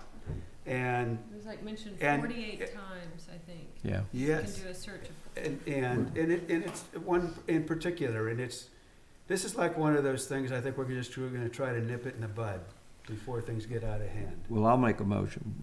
Foundation exposure within public view must be screened such that viewable portions do not exceed 2.5 feet. Okay, we have a motion. Do we have a second? Second. Second. Any additional discussion? All in favor say aye. Aye. All opposed? Ayes carried. All right, driveways. This one, I know this got a lot of discussion during the last meeting, and I'm not sure why, to tell you the truth. I think it's a simple thing. There are a lot of people that are actually for getting rid of this ordinance. He has a corner lot, by the way. I do have a corner lot, but I will not, I promise I will never put a driveway trying to connect the street to the other street. I don't have any intention. But I have been in a couple of BOA meetings and city council meetings where this has come up, and people who actually, I believe, had a real hardship, had safety issues that they were trying to get considered, were turned away. Because for no other reason than this is the ordinance, it's on the books, that's it. Well, if you're trying to get a variance, getting a variance is very difficult. Yes, it and is. because it had to be a hardship. And if Yep. you already had a driveway, could do it. I agree with you incidentally, Dave. I would have thought that would have This passed. is a Make a bad motion? ordinance. This is a bad ordinance. Move this along. I'm ready. Okay. Yeah. Okay, I make a motion that we remove the ordinance restricting corner lot connecting driveways. Second. All Or right. recommend exploring or. no, Any additional recommend, discussion? This is only for the residential areas and not for the commercial areas, because of the commercial areas, you're gonna have a lot of cut-through traffic. Yeah. Right. And we want that. This is only residential. All right? That's what the R is. I got it. All in favor, say aye. Aye. All opposed? Ayes carry. Good, thank you. Fences. Maximum height is 8 feet unless agreed to in writing by adjoining neighbors. We had a lot of discussion around this, whether or not it should be the adjoining neighbors or should it be Board of Adjustment. I think that we thought, the three of us thought that the neighbors should have a say here. That's where it should be. So, I have nothing else to say about that. Anybody got a motion? If the neighbors agreed to 25 feet, would that be a problem? Yeah. I don't know. Why not? Why not? Well, I can tell you this. In my backyard, I look down over a lot that the lot next to it has a large RV. And in front of that, between us and that large RV is at least a 10-foot wall, and it's probably higher than that, might be 15. But I'll tell you what, that wall looks a whole lot better than that RV does. You know? Says a man who owns an RV. Says a man who has an RV, that's right. are we, Which is in a garage now. Oh, is it? Yes, it is. I have put it away.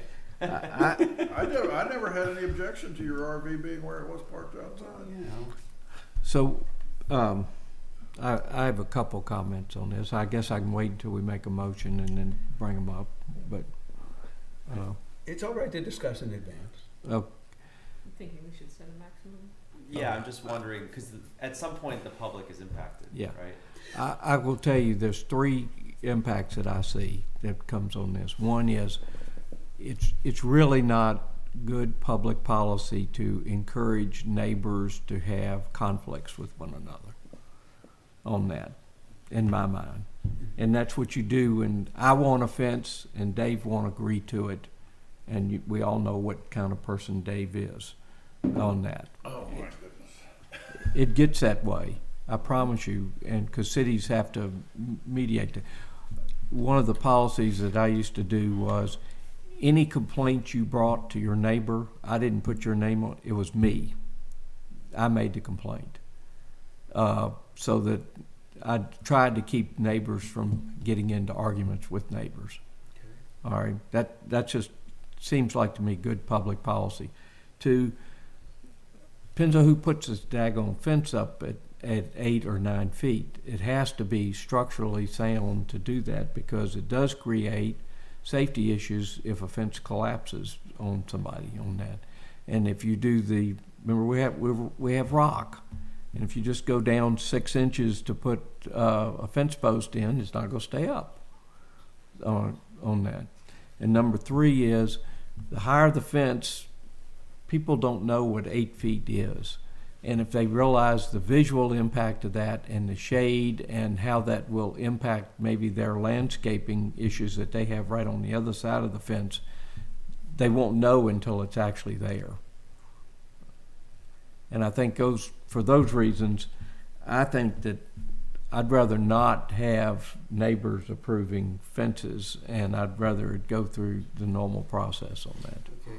What do we have now? That's just Eight? We me. say what, we don't. We have nothing. No, we do have a height. We have a rule that if it goes over Eight. I think eight, it's eight. it has to It be. was 6 when my house was built, It but I had, think it's I 8. know, but if it goes over 8, you can build it over 8 now. It has to be structurally done. There's, And there is a limit. It's not in our Actually, ordinances, Tom. It is not in the ordinance. We have, Huh? the only ordinance no, around I agree fence with height Tom. has to do with front yards and 36 inches. It's the only thing we have. If a fence goes, if a fence exceeds some foot, 8 foot, it has to be done, and it may be in the International Building Code. It needs to be permitted, so it doesn't need to have all that, what you were saying, but Yes. there is no height limit on. That's right, Yeah. that's right. I didn't know that, but if you get up, you have to have it engineered Yeah. on that for safety reasons. Above Now, there are a lot of 9-foot fences. Like I have a 9-foot fence in my backyard. It's on the other, it's in City of Austin and in Westlake Hills, but we all split the cost. Well, what would you recommend we do with this statement? I will just tell you, fences are a big issue.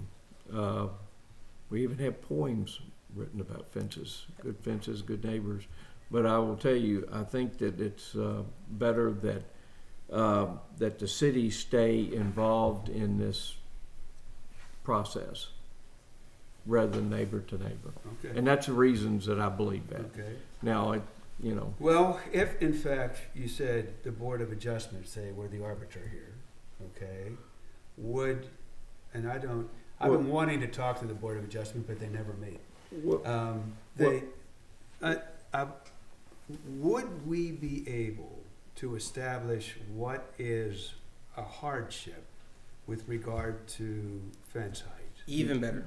You'd never get one. I think you do it as a special exception. that's And if you have specific criteria pertaining to that special exception, I believe that we can write in criteria, like special exception specific criteria that only applies to that Right. one. So that becomes, we stop this here. The maximum height Make is it 8 feet 8 unless feet. allowed as a special Granted. exception, Special exception from, And that's it. And Is then that- we need to which come would up with, require way to do it. structural Yeah. standards. and then we need to come up with what those exceptions are. So as a planner, do you agree with that? I do, As a I do. I public think- policy issue that I think that any time that you have something that you're going to ask your neighbors about, you shouldn't give them control, but you should give them a voice. So, for example, on that one, which I think your special exceptions already require public hearings, but if they didn't for some reason, that would be one potentially that we would I like this. tag in there or do something like that. Because, as Tom said, and I have seen this, I've seen places where it requires agreement of all property, like surrounding property owners, to let you do something, and that means one person That's a veto. can veto it. Exactly. Now, a fence, a little different, right? Because in theory, well, I guess you could have multiple neighbors, but the way we've been talking about it tonight is kind of a singular Good. between two people. But that's a lot of power. And Okay. what the person who lived there and then sold because they were on their way out made a decision versus the incoming resident. What's the expectation there? I don't know the answer to that other than Would it be? it's a lot better to Would a take it to special- a body to Would a make that special decision. exception allow for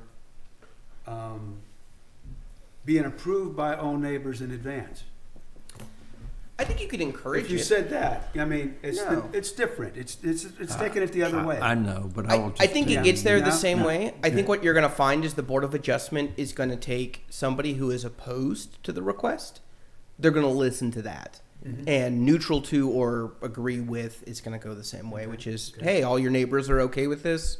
Yeah, what you're asking for seems reasonable. We're okay with that. Okay. Versus, you know, Is there I'm gonna ask notification right now. required? I'm sorry? Is there notification required?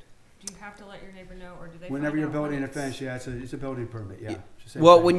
when you're doing, if we do it as a special exception, I believe, and I'm pulling it up right now. Yeah, I was gonna say they believe they have noticing requirements, and that's sent Yes. by the city. Okay. So the city will Notification send public hearing notice is requirements required. to, I'm- I think this one is 250, all properties within 250 feet of Okay. the subject Well, property. but are those? Is that actually being done? Yeah. Again? Yes. Yeah. Okay. Because I know that there's a lot of houses by me that are being built without there haven't been any notification. The only notification I got. Well, so that's only if you go for the special exception. If somebody is just building and they're going straight through the permitting process and they don't need any special authorizations, there isn't notice to the neighbors. There is a notice Yeah. to review before we can send the Okay, building sorry. permit for Yeah. review. Right. But that's a totally separate, that has to do with the permit, The what permit type of notification. construction it is. Okay. There is a Right. notice in the waiting period. Okay. Let I me- just want to make sure that neighbors are finding out that the fence is going up. Yeah, no, Right, and that's part of the code right now. Anything that goes to Yeah. Board of Adjustment gets noticed. Mm.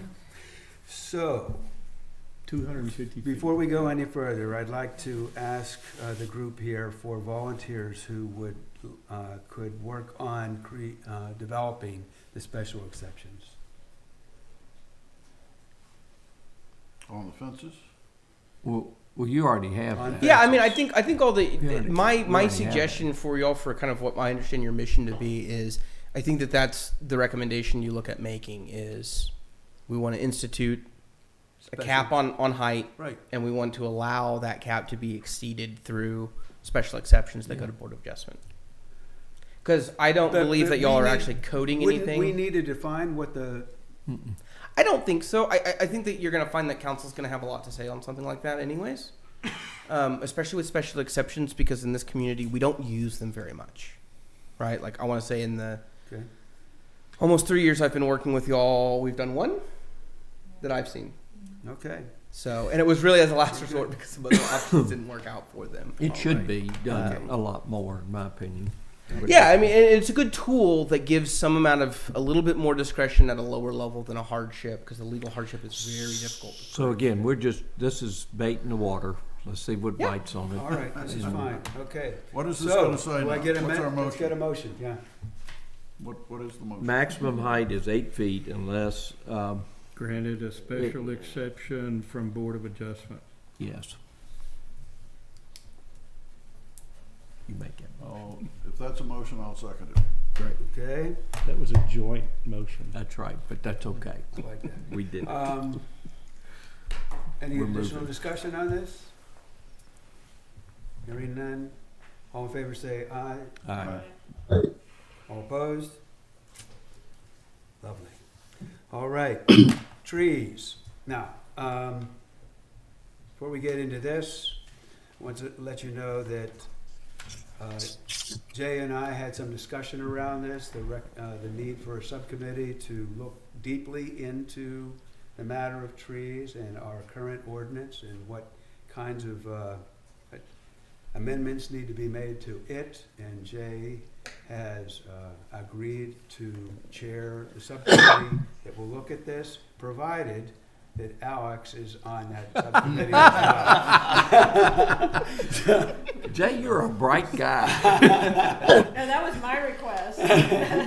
Is this in the spirit of, we're gonna keep the ordinance we've got that protects trees that are a lot less than 24 inches? Yes, yes. And add the heritage trees or the definition to this? And probably more, Brian. Is that what we're doing?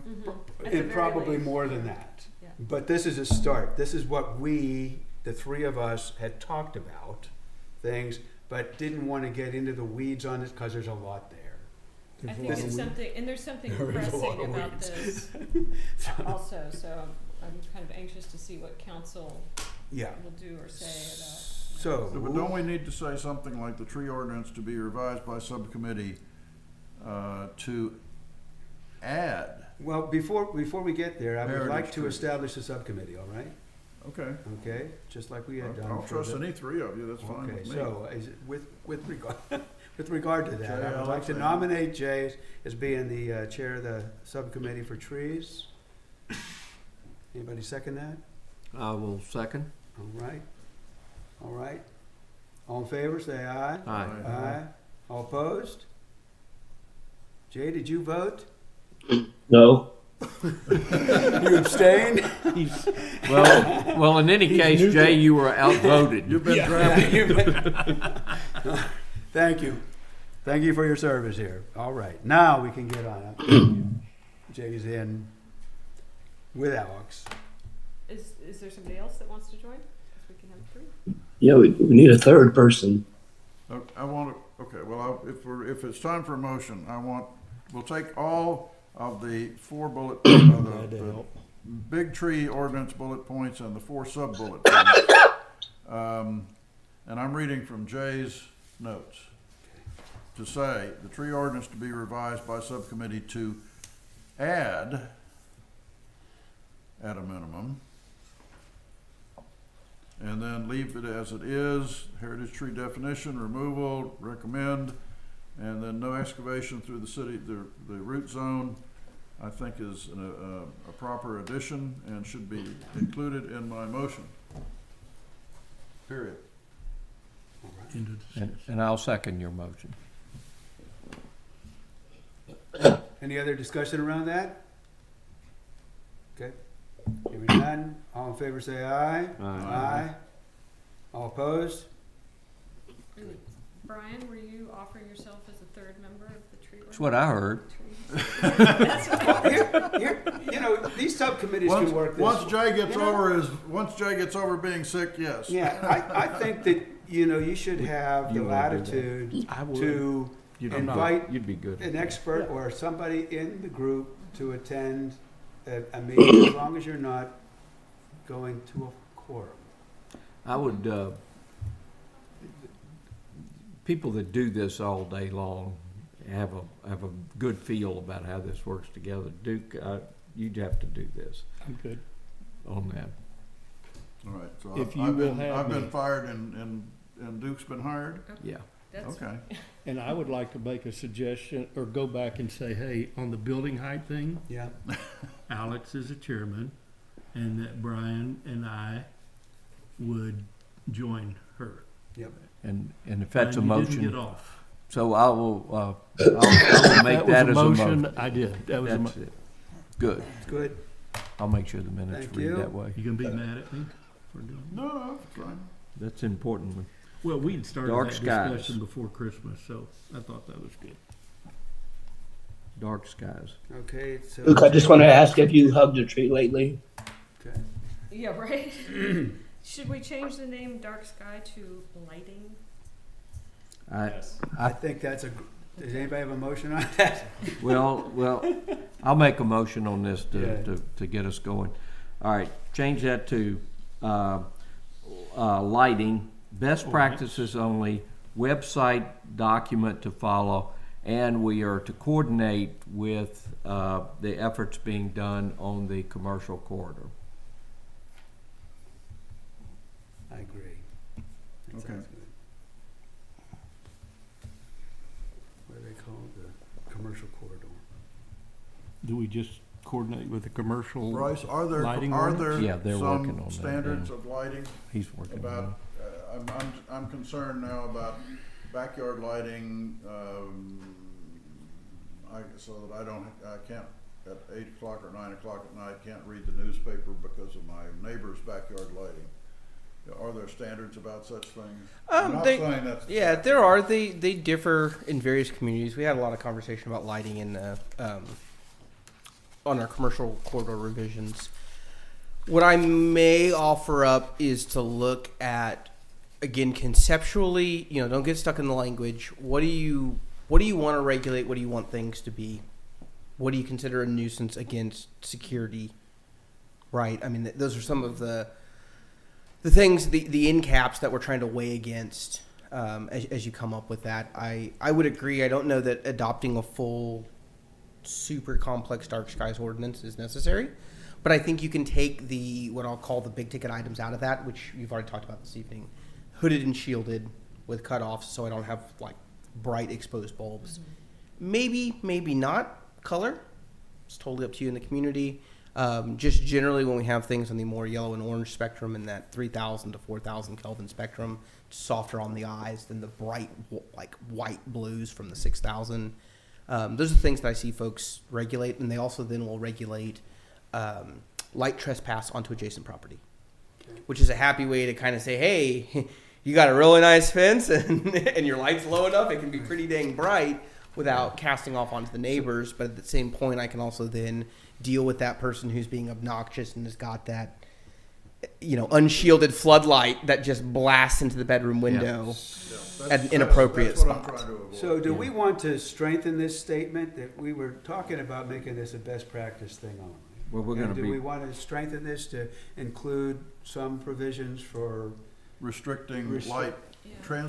restricting light trespass? Yeah. I'm totally good with that. Yeah, and especially if it's already going into the commercial corridor, I Yeah. think that there If makes it's a lot of simple- sense to. yeah, as long as it Yeah. makes sense and people can follow it, that's Yeah. okay. And I will amend my motion to, the wording you used was restrict light transfer into Trespass. adjacent I think properties. it was, Yeah. trespass? Bryce, did you say light trespass? Yeah, light trespass I like is a good that. term. And I would like to, I'm not sure I want to add this in the motion, but I'd like to thank Jerry Fleming and Yeah. Brian for their emails back and forth, because it helped me to understand a lot more about lighting. And I thought that was very useful to this committee. Maybe we can draft Jerry in to help us, He'd do that. yeah, He's a good with guy. this. Who seconded that motion, or did someone? No one seconded my I'll motion yet. second it. Okay. Can we hear the motion again, please? No. Please. Best practices only. Wait, didn't we decide to change that? Yeah, I how about think we just create an decided to ordinance? change Yes. this, Yeah. Restricting light trespass. Create an ordinance Website to, document to follow. And we're gonna coordinate with the commercial corridor efforts at lighting. That's my motion. A second. Don't ask me to do it again. Okay. Okay, do we have a second? Here we Yeah. go, second. We had a Alex, second, all right. Any additional, What is the website document? If we're not, I guess if Get we're rid not of that. saying Oh, that's dark what the sky. city would put out if we were doing that, so we. Yeah, if you're gonna do just a best practice only without regulation, Yeah, you'd yeah. we're say gonna create this an is ordinance. We're This is gonna what we create wanna a see cord- kind of That's thing. right.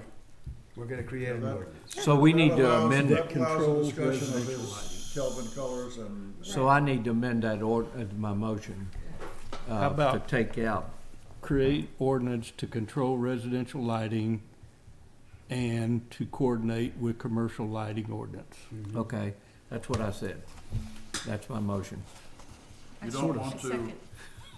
Okay, To refer directly to the light trespass issue, which seems to me to be We're gonna a put that key in issue.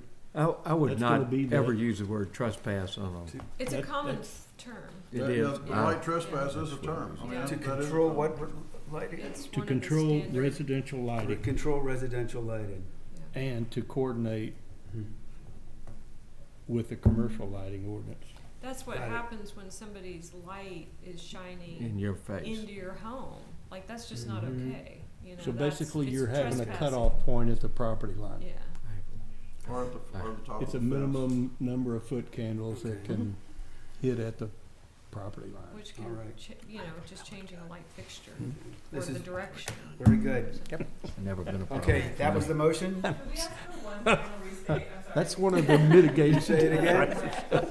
Get issued All a right, pellet dude. gun. One more mistake. Okay, who's going, Duke, you wanna state this? You make a motion. Create, I make a motion to create an ordinance to control residential lighting and to coordinate with the commercial lighting ordinance. May I make a friendly amendment that you say create a residential ordinance which will, among other things, deal with restriction of light trespass? That's fine. I'm good with that. But I only wanna say that that's gonna be one of the One. tools to Yeah. do. I That'll concur, come out. but I would like to You make just sure wanna that make sure it's everybody in there. understands Yeah. that's what we're dealing with, Okay. All right, and not Christmas lights in the front Did you yard. get that, Ashley? okay, let's say it again, we'll say it again, say it again. Okay, Brian, you intercede where we need to. Now, it's up to me, huh? Create ordinance to, Create a lighting ordinance which would include restricting light trespass and would coordinate with the lighting Commercial ordinance being lighting. developed for the commercial site, or the commercial area. We're good. That works, that works. Do we Now, need a did it get second? captured? Yeah. It's got all the stuff. Do we need a subcommittee to work on this? Well, as soon as we get done with this motion. Okay. We got a second on that? I'll second for the Okay, third all time. right. Any additional discussion there? None heard. All right, all in favor say aye. Aye. Aye. All opposed? Thank you, Jay. All right. Was All that a right, cough? all Was opposed? that a yes or a cough? Okay, ayes have it. Okay, now, to Alex's point, we do need, we need a couple of people to flesh this out. So one item that I'll offer up, since I know we have a lot of committees going, is we've put a lot of work already into the commercial corridor portion. Yeah, We can get the committee a copy of that, yeah. and I think realistically y'all can probably as a group sort through it. It's not super complicated, and it's definitely not as hot of a topic as the other Could you send ones. that to me? We can. We'll get Would it you over do to that? I will work on that as a committee if, given, All right, I just, has to be somebody else there in case I'm not available, all right. David. But I've worked on that with Okay. the commercial corridor, And you can recruit Jerry. and I could get Jerry, I Yeah. think, to help with that. But That's a I great need idea. somebody else to be there in case I anticipate that I'll be here, but I don't know. Alex. Okay, Thank you, Alex. very good. If you need a third, I'll work on that. Thank you, Brian. All right. Yeah, because Brian's But, already been yes, here. but could either we way. see what the commercial, Yes, Oh, yeah, Yeah, we we'll have get those. that. we'll start there. soon? We'll get it, problem. yeah. Sooner, okay? In the next day or two, I'll get the excerpt to Ashley so that she can get it distributed. If you can, Good. yeah, if you can get it to me, I can get it out. Yep. All right, and then we can talk about it at the next meeting. 2 weeks from tonight, right? Cool. All right, so we have that worked. Now, we're on to recommend against further action. And these are things that we decided, well, I think we decided, are not going to be considered by this group. First being the number of stories.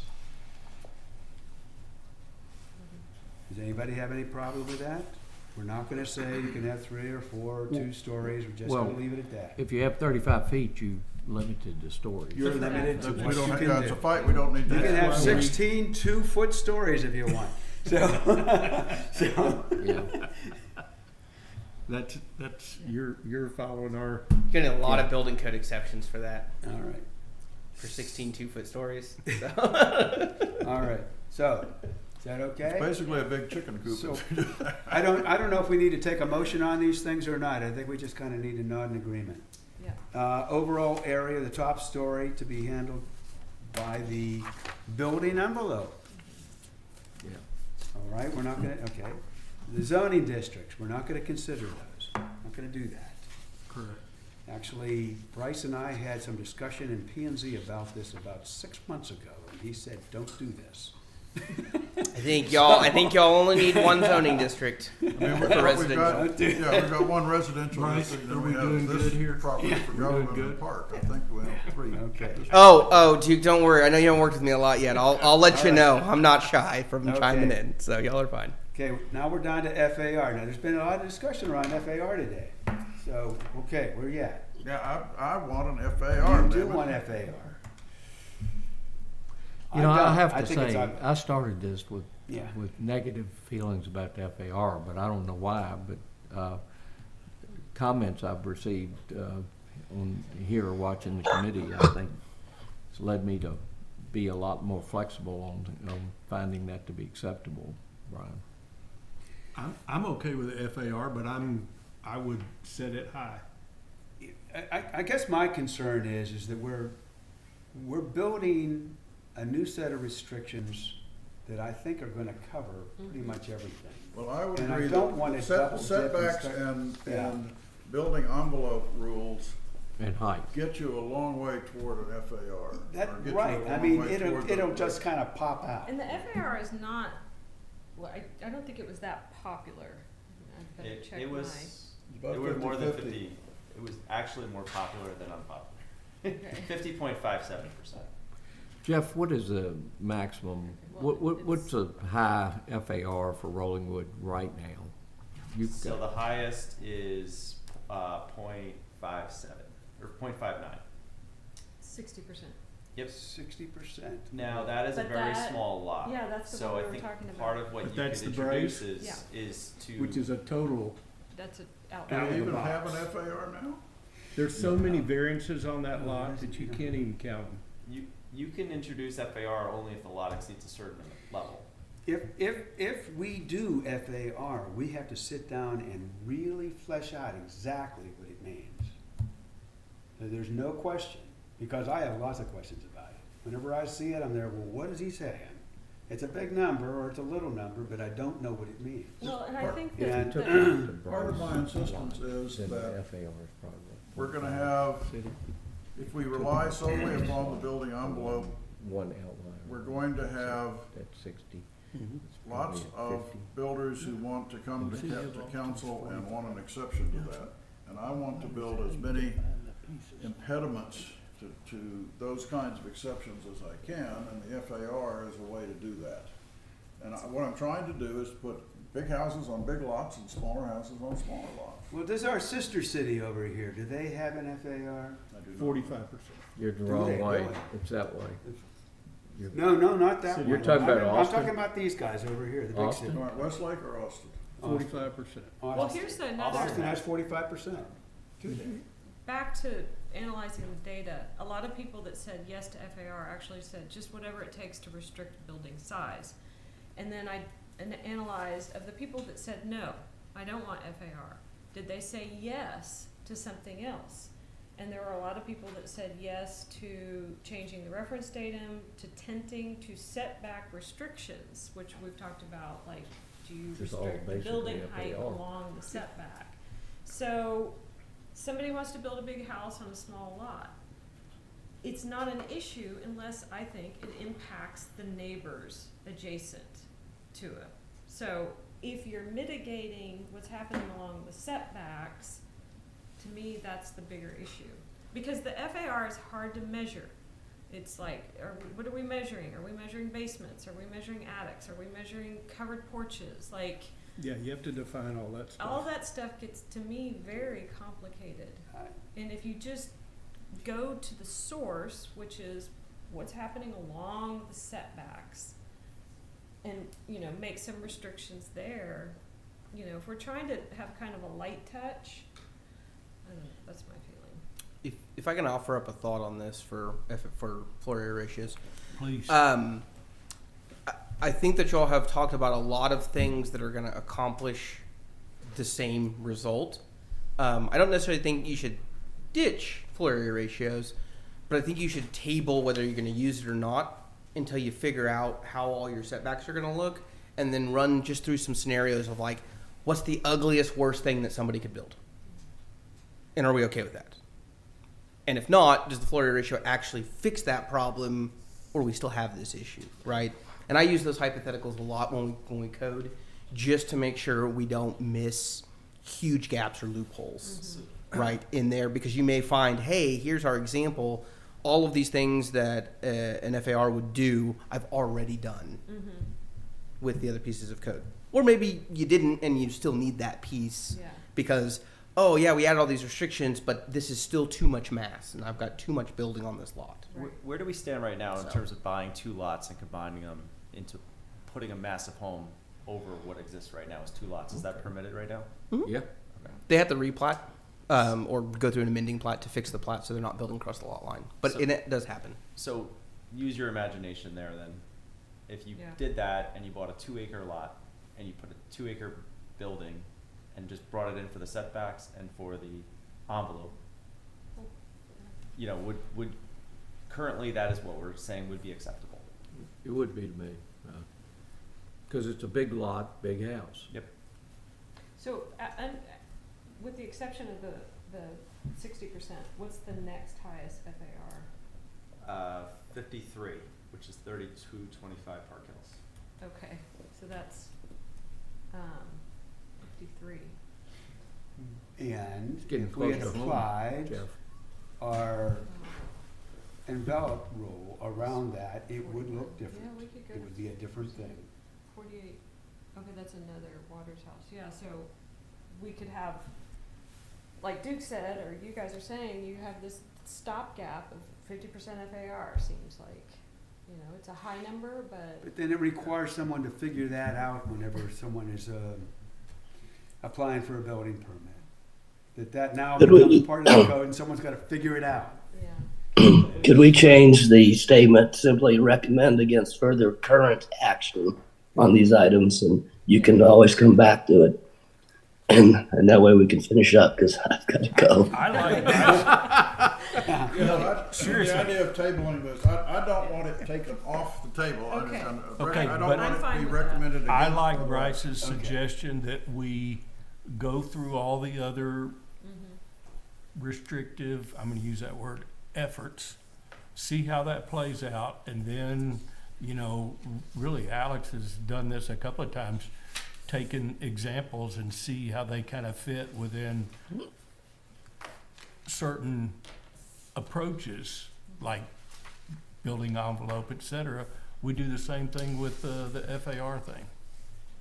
Sounds good. So, I think it makes sense.